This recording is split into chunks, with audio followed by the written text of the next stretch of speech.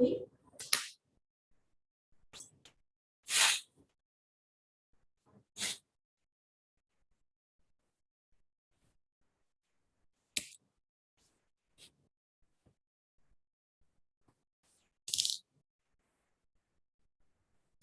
good morning, ladies and gentlemen. Thank you so much for joining. So glad for all the participants.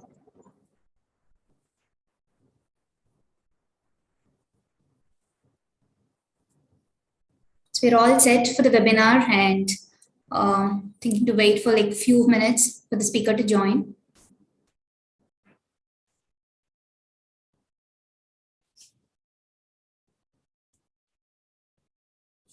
Hope this webinar is going to be a great learning experience for all of you.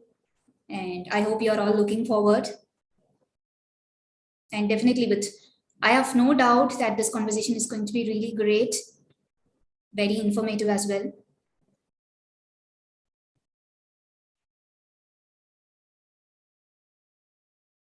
And this webinar is going live on YouTube. So if you have any questions and queries, you can very well drop down on the comment section.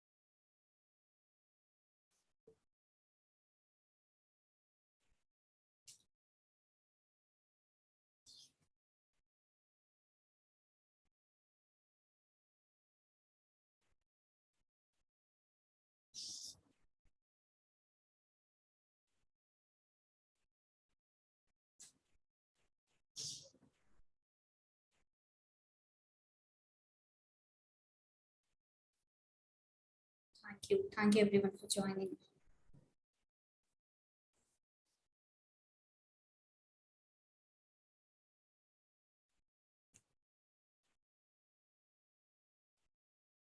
We'll get started in few moments.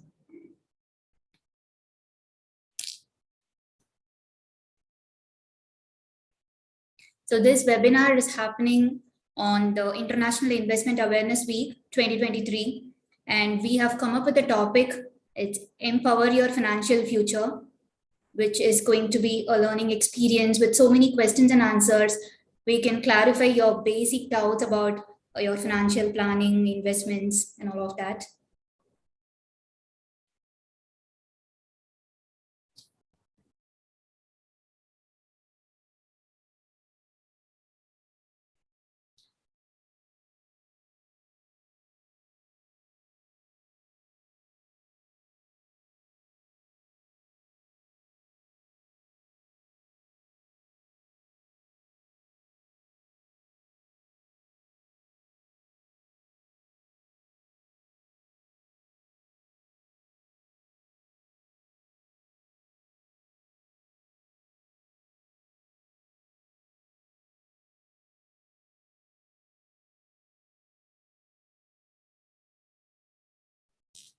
So to introduce myself, I am Saranya, representing Ashton Investments today. I'm more than excited to be a part of this webinar. As I said, it's happening on International Investment Awareness Week, so which has been announced by SEC in the US. So Ashton Gray being a US real estate company, this awareness week is, we wanted to spread as much awareness as we could so that you have a wonderful investment journey.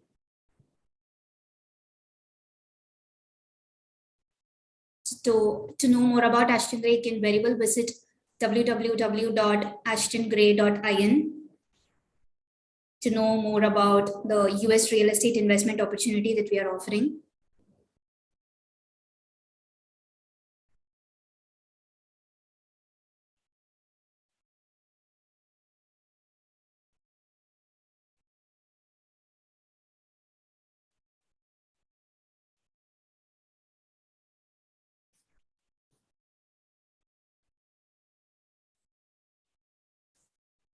So let me take you through the purpose of this webinar. So I should say today we have gathered here to discuss one of the most critical aspects of finance, which is investment. Whether you are a seasoned investor or someone who is just exploring the world of investments, I'm sure this webinar will be a valuable learning experience to all of you.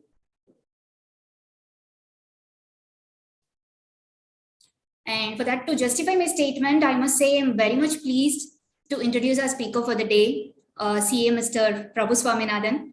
He's a distinguished chartered accountant and a financial expert with a wealth of knowledge and experience in the field of investment.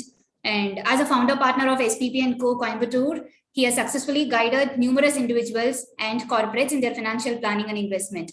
So today our CA will be sharing his insights on how to empower your financial future. So people get ready for this exciting webinar, and with no further delay, let me welcome Mr. Prabhu Swaminathan. He's here. Hello, sir.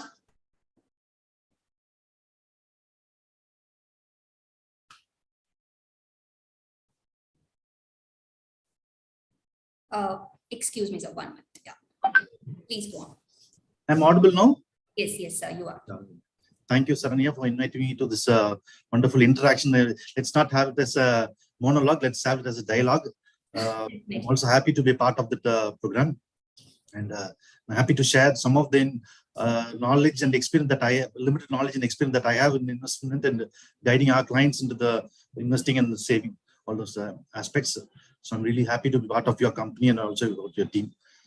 Thank you again. Definitely, sir. Thank you so much. And on behalf of Ashton Gray, we extend our appreciation and gratitude for your presence today. Thank you. Thank you. Great. So I would like to start the conversation by quoting the current economic situation, which seems extremely challenging and seems like making investment decisions during these times can be so overwhelming. So considering that, and to embark on International Investment Awareness Week 2023, we recently conducted a poll in our social media platforms, and we asked people to share few questions, whichever comes to their mind when they think about investments and financial planning. So we got so many responses and we have consolidated few questions among them. So if you could allow, let me shoot out those questions one by one, sir. Yeah, please. Great. So the first question is from a young investor and he has just started to explore the world of investments, I guess. So the question from him is, what is the difference between saving and investing? It's a very good question. And I think many of us, in fact, do not understand the basic difference between saving and investment, particularly more with respect to investors in India. I think many people abroad, outside India, have a pretty much good idea about what investing and savings is. See, fundamental difference is saving is that whatever you earn, you just keep the money in your bank account or in your FD. FD is also in some terms, I have not said as an investment, it's a saving only because you keep the money as it is and you don't do anything with that money, that is savings. You keep it in your SP account or current account, whatever accounts you maintain, that is a saving. But when you put the money in some kind of an investment, let us say in gold bonds or physical gold, or you put in mutual funds or equity markets or in real estate, REIT kind of things, investments and all, that is where the color of the money forms changes from savings to investment. And that is what we are actually supposed to do also, because keeping the money idle in the bank you'll only have, you'll not be even beating the inflation mark. Actually, some of my trust might say that the money in your SB account will be giving a 5 to 5% at the most. Some of the banks give 5%. Most of the banks give only 4% returns on your SB accounts. And you might think that the inflation is only 6 or 7%. So we are almost catching up with investment. That is not the fact. Whatever investment, whatever the inflation rate that we normally get to hear from the published records is only 6 to 7%. But normally, when you actually faced in the reality, it is nearly 9 to 10% is your inflation rates. So if you keep the money only in your SB account and savings bank account and current account, you're not actually increasing your wealth. Your wealth is almost decreasing. It's not even increasing. So that is where the investment is more important. And savings is mostly a financial aspect. You see, whatever you earn, you keep it in your bank account. That's where the saving ends. But investment is not alone financial. There's a lot of decisions that you take. For savings to do, you don't have to do much of planning and all. You just keep the money in your bank. That's where the thing ends. But for investment, you have to do a lot of thinking. You'll have to talk to a lot of people, read a lot. And it is not alone financial. It is also a business decision. For example, health is also an investment. Education is also an investment. So investment takes multiple colors, and everywhere you'll have to think, plan, and act. Only then, that is where the basic difference between a saving and investment comes. Very true. That was a detailed explanation, sir. Thank you. So when we talk about young investors, nowadays I see so many people are jumping into stocks and cryptos without even a proper knowledge. And they don't even know to manage when the market goes down. What are your thoughts about that, sir? And is there any particular tip that you can give to them so that they can keep that in mind before making investment decisions? No, you'll have to continuously keep on updating yourself with all the information that you get from the public, whether it's a newspaper, economic newspaper, or a TV, where TVs like CNBC, or wherever information is regarding that business decisions are being taken. It's all published. We have a lot of public quarterly returns are being published over the company's quarterly publications coming, annual publications coming. All those things we'll have to read and learn and discuss with people and discuss with consultants. See, investment nowadays, it's not an individual that can do. You'll have to have a consultant. You'll have to have an advisor, a team of all those things will help you understand the market realities. And it's basically a learning experience. How much you learn about investment, that much better is for the current terms. It's not the earlier days when you just put the money in equity market, you forget it in 5-10 years, the money multiple. It's not the case like earlier days. Now you'll have to discuss, learn, and unlearn also. Correct. I think that's a fair point. Great, sir. So the next question is, how to determine the risk tolerance and what is the impact it has on my investment choices? Risk tolerance. Risk tolerance, yeah. So risk tolerance is the amount, how much risk you can take after you make an investment, whether there is a market downfall, whether you want to again come out of the investment or don't, at what stage you want to come out, what stage you don't want to. This is the risk tolerance. For example, it depends upon person to person. It's not fixed for one person all the time and not for all the persons at all the time. Every person will have a different risk tolerance at the stage of investment where they are. See, generally what I would say, I would suggest is, see, in the earliest stage of investment, that is early, there are two stages of investments. Earliest stage means earliest stage of the life of investment, and the early stage of life of the investor. So both the things has to be taken into account. So earliest stage, your risk tolerance has to be really low. Whenever there's a small downturn in the market, and if you foresee that the downturn is going to be a very long term, it is better to come out as early as possible. But later in the years, once you do an investment for, let's say, 5-10 years, and you're also in the later stages of your investment life, your first life, that stage your tolerance level has to be really high, because you cannot come out that easily and find out a better option that time. So that is where the tolerance level plays. So in my opinion, it all depends upon your current stream of income, what are your investment goals, how well you're placed in the other, your return of investments, and how diversified you are in the other investment portfolios. That is, all these parameters has to be taken into account when you're deciding into your risk tolerance level. But my suggestion is, you'll have to keep on updating about what investment you have made, what returns it is making compared to the other investment that you have made, how easy it is to come out, and what is the cost of coming out. All these things has to be taken into account. True. It's clarifying your doubts. There are few investment options, for example, like Ashton raised, where I must say almost all the risks had been eliminated before an Indian investor is onboarded. So I think a little research about the nuances of a particular product will help you with a better risk tolerance is what I guess. Yeah, that was a great answer too. So the next question is from a homemaker, interestingly, and she wants to know what are the common mistakes to avoid as a new investor? Common mistakes. I would say you'll have to start as early as possible in your investment life.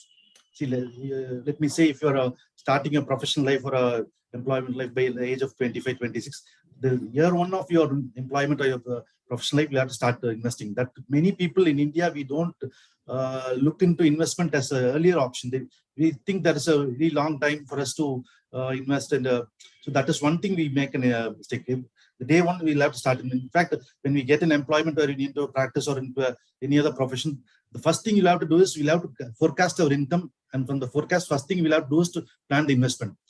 Rest all things has to follow. That is one thing as an Indian investor, we are not really looking after. And one more thing is, we think for investment to happen, we need a very big capital. That's not, it was all in the early days were like that. It's not like that anymore.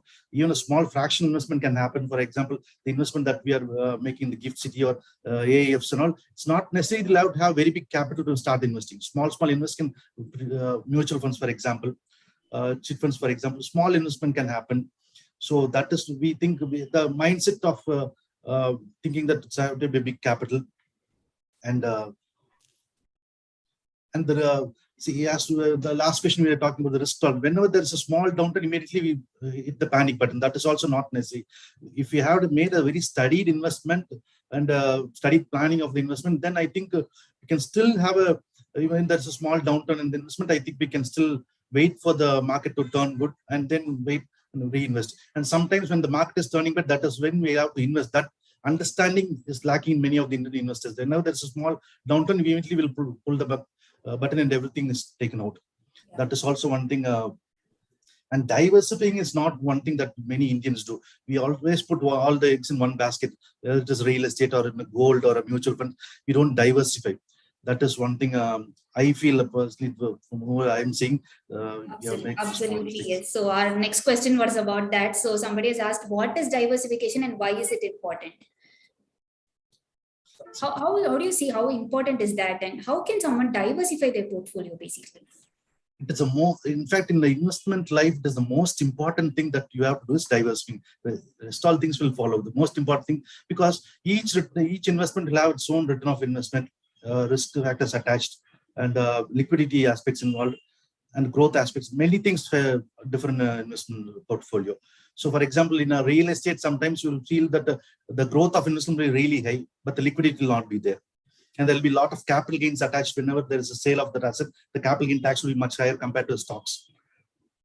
And the liquidity, if you take, for example, a fixed deposit where the liquidity will be high, but the rate of return of investment will be really less, 5-6%. That is what most of the bankers are now paying.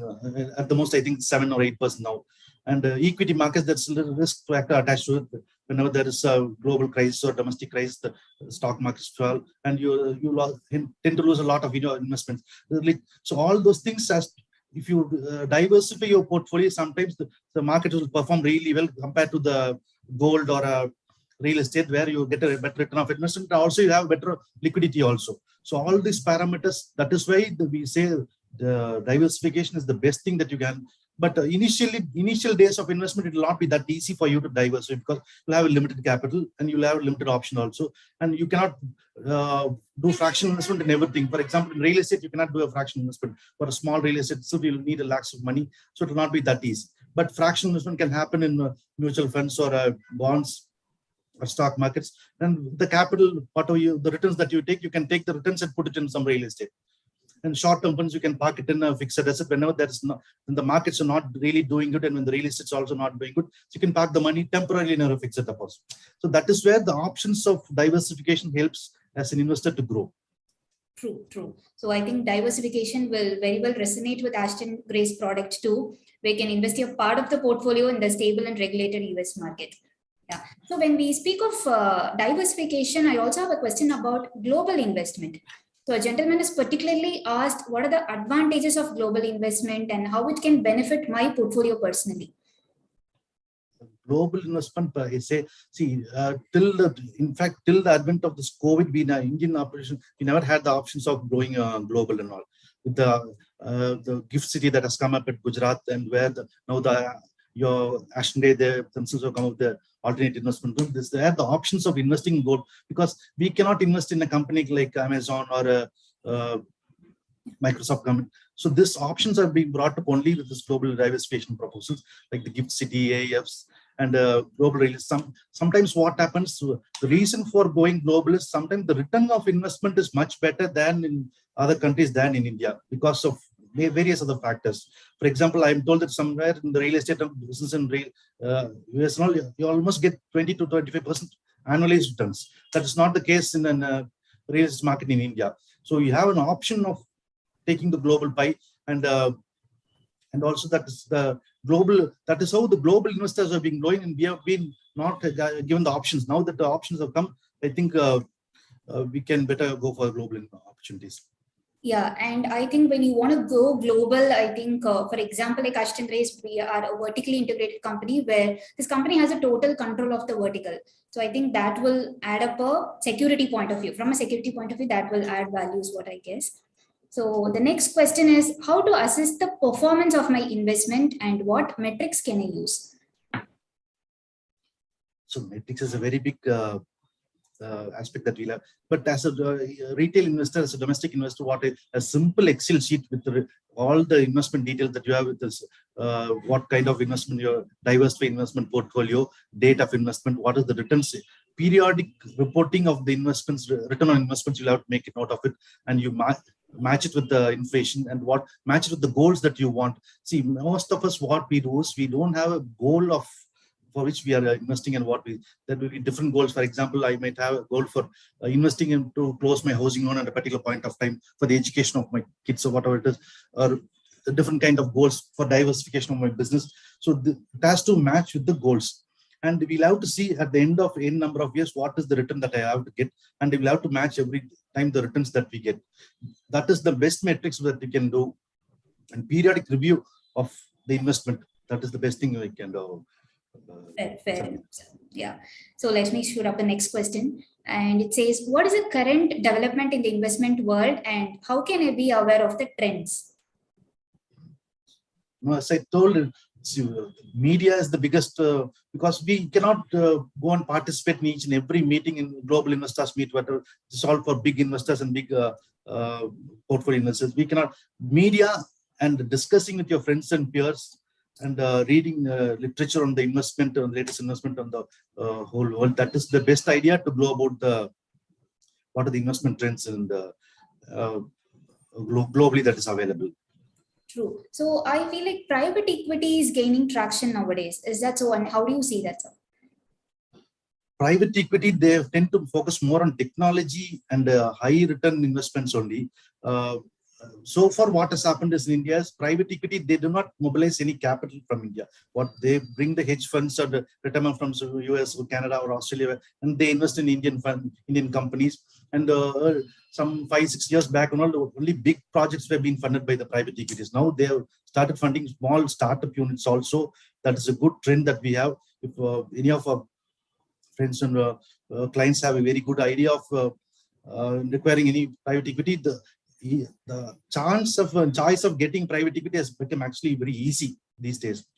So, okay. But as Indian investors investing in private equity, that option has still not come. Just now it is coming. It's not dull, well versed so far. I think in near future, a lot of options might come up for Indian investors also to invest in private equity firms. Definitely, sir. So next question, I'm sure being an expert in tax strategy and all of that, you're the right person to answer this question. It says, how can I minimize my tax liability? Tax liability, I think as an investor, we should not always be worried about the tax liability, Saranya, because whenever we make an investment, we'll also factor the cost of tax also. Like cost of operations of the funds or cost of management of the funds, we'll have to factor the tax also. And not always, sometimes what happens when there is a need for a fund, not always we'll have to sell the investment. We can mortgage the investment and take a fund and invest in a business, and that can be claimed as an expenditure again. Your investment will also be protected. You will not be paying any tax on the sale of investment also. And so like that, multiple options are there. It's not necessarily allowed to sell your investment and take the money, pay the tax, and then invest again. You can borrow based on the investments. And then again, that cost of borrowing also can be claimed as an expenditure. And again, you can reinvest in your business. Those strategic plannings are really needed depending upon person to person when it comes to tax planning. And most Indian tax laws, mostly long-term capital gains are almost, it's one of the least tax brackets available in India. So from 10 to 20% plus the surcharge, that is the least taxation. So whenever there is an acute need for selling of any investment, if you go for if you sell the longer term assets, then you save on the taxes. That is where that's the basic fundamentals of tax planning as far as investments is concerned. All right, got it, sir. So covering up all these topics, I want to touch one more important topic, and that is about financial scams that's happening around. So how can someone protect themselves from falling victim to those companies? Financial scams are not new, actually. It has been happening from times since immemorial. But the thing is, the investors have to see, they have to keep their eyes and ears open whenever they listen to some propaganda or some advertisement about sometimes what they're being lured with a very high rate of returns and all, which they have to fundamentally understand how that particular investment is possible to give that much returns. And huge number of advertisements, unnecessary advertisements, and they'll have to see the background of the investors, and they'll have to question the investors and the advisors who are coming to lure them into the investment, how the money is going to be invested, where it is going to be invested, what is the security that they have with the investment, all the background of the promoters. See, at least 5 to 6 years back, you'll have to go behind the period of investment and see what the investors has been doing, what is their background, what is the asset backing that those people have, the credentials, all those things has to be really studied. And then, because an investor is the fundamental fulcrum, the fundraiser is the fulcrum of the investment. If he is actually okay, then I think everything will fall in line. Fundamentally, the person who is raising the fund itself is not having a good background, is having a dubious background, or it's very opaque, then I think it is better to avoid such kind of investment. And you'll also have to ask them what will be the reporting mechanism of that investment, how frequently they report on where the money is being invested, where it is, what is the returns, and they'll also see what is the exit strategy for all those investment, whether it is being offered. The feasibility of the investment done by the company also has to be looked into. So if all these factors are looked into, I think we can protect ourselves, and that is what I personally feel people have to take care of all these things. Definitely. So asking so many questions and being one more thing that we'll have to add is we'll have to see what are the registration that they have, where all they have been registered with, for example, S.P.P or RBI, where central government or state government, wherever there is depending upon the fund, nature of the fund, wherever they've got all the approvals, necessary clearances, all those things has to be seen. All those documents, they'll have to ask for the documents from the investors, keep it in a file, and the documentation also has to be really done properly. Definitely, this should help. So the next question is about, we were mentioning about financial goals few times in our conversation. So the next question is how to create my investment plan that aligns with my financial goals. That also is again a very subjective question, Chani, because it depends upon person to person. See, as a very young person like you, when you're starting your professional life, your goals will be totally different. A person who's at the age of somewhere 45, 50, his goal will be different. So there is no fixed plan for a person or any person during the term. One thing is, you have to keep on investing. That is one single principle that I will have to keep. There's 80% of, if you ask me personally, I would say 80% of your income has to be invested, saved, and out of it, 90% has to be invested. That formula, if you can have it in life, always in the life, then I think everything will fall. And as I told earlier, there has to be a goal for each kind of investment. Suppose, for example, I need to build a very big commercial complex in a land that I own somewhere, and I'll have to invest in a little bit higher rate of interest, and I have to have a plan for that. And if it's for an education, then I have to have a different plan. And I think most of the other investment advisors would have already told. See, insurance, I don't advise as an investment plan, because insurance is for your, it's kind of a fallback. Whenever something bad happens, it is fallback for your family or your debts kind of thing. But insurance is not always a good investment. So that one thing you will have to keep in mind. And one more thing is, debt is not always bad. If you have a very good business plan, and if you have a very good plan where your return of income, return of investment is going to have a good return of income, you can borrow and make some investment. Particularly in businesses, not an investment, I feel, in businesses. So it's not that always debt is bad. Unproductive debt, for example, buying a housing loan or a car loan, that is where the question of debt is being questioned. It's not a productive, but debt is not always bad. That is the one thing I'll have to say. Definitely. And your investment has to have the maneuverability. You'll have to easily switch on from one asset to another asset as much as early you're possible, because that is where it will help you to grow. You should not be stuck in one particular investment throughout the period of your investment. That is where you have to be careful enough. Definitely, sir. So with this answer, we come to the end of the questions. Over to you now. Is there any particular tips, or before I consolidate, is there any particular information you want to tell to our audience on a special note? I think covered most of things, but as I told earlier, the investment, there is no, actually, you have to keep on investing. There cannot be any stoppage whenever there's a downturn in the market. You have to have a fixed plan, and you have to follow with the plan and start as early as investing. Don't delay the plan of investing. Definitely. And you'll have to discuss with a lot of your, we generally tend to have very bad idea, particularly in India, where we don't discuss about our investments with the friends and relatives and family members. I think that is not that correct in my opinion, because we'll have to discuss with your peers, friends, consultants, and see what are the options that are available. Sometimes we might be knowing that one aspect of a gold ETF, but the other aspect we might not be. If the other people opens up the idea, we'll have to explore that idea. So different ideas get explored when we discuss. So the discussion has to be kept open, and documentation of all your investment, that is to be done very properly. Whatever you've been making investment, that you'll have to make very, and that is one thing I like to add. Pretty much, I think most of things we have covered. Definitely, sir. Thank you so much for taking time to answer all of our questions so patiently. And I'm sure this session would have been insightful for so many people. Thank you very much, Sonia. Thank all for the patient listening. Thank you. Definitely, sir. It's our pleasure. So as an ending note, I want to consolidate 3 major takeaways from this webinar. One is to all the participants I'm saying. So one is, we encourage all of you to continue educating yourself about the market and trend. Second is, never hesitate to get professional advice from experts whenever you need. And the third is, remember to stay focused with your goals, because investment requires a lot of patience. So thank you, every one of you, for joining us today. And we wish you the best in your investment journey. Thank you. Thank you, everyone.